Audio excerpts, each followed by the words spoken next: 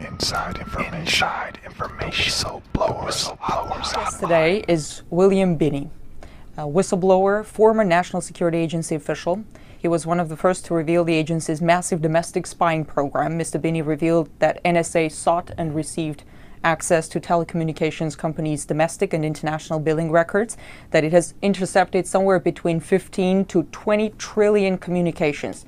Mr. Binney also claims that in order to cover its warrantless surveillance, the agency concealed it under the patriotic-sounding name Terrorist Surveillance Program. Real scandal in this whole story is the power, the reach of the surveillance state. Does this scandal prove the notion that there is no such thing as privacy in a surveillance state? Well, yes, that's what I've been basically saying for quite some time, is that the congressional members are on this surveillance too. It's not, no one's excluded. That's why they're building Bluffdale, because they have to have more storage because they can't figure out what's important, so they're just storing everything there. FBI has access to it. You mean it's being collected in bulk without even requesting? Yes. Do you think we should all leave messages for the NSA in our mailbox? Sure.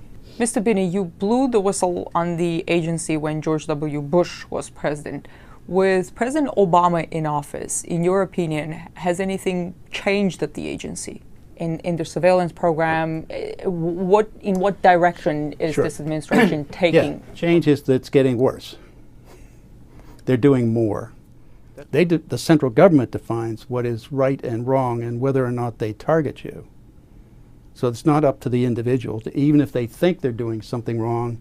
If their position on something is against what the administration has, then they could easily become a target.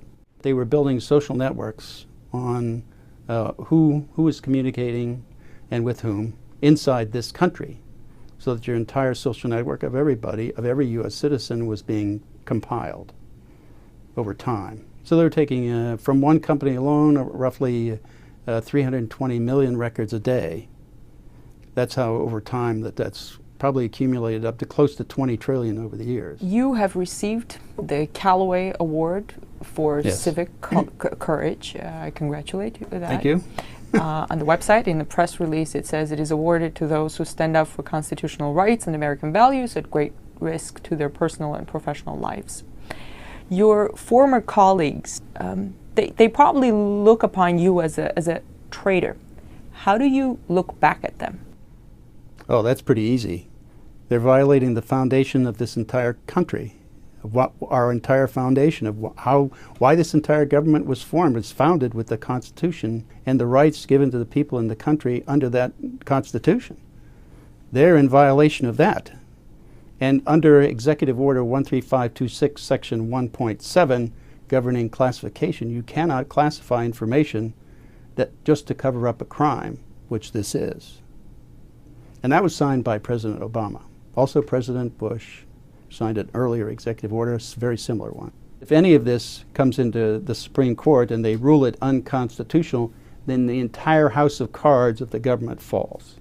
The court is supposed to protect the Constitution. All these people in government take an oath to defend the Constitution, and they're not living up to their oath of office. Inside information. Whistleblowers hotline.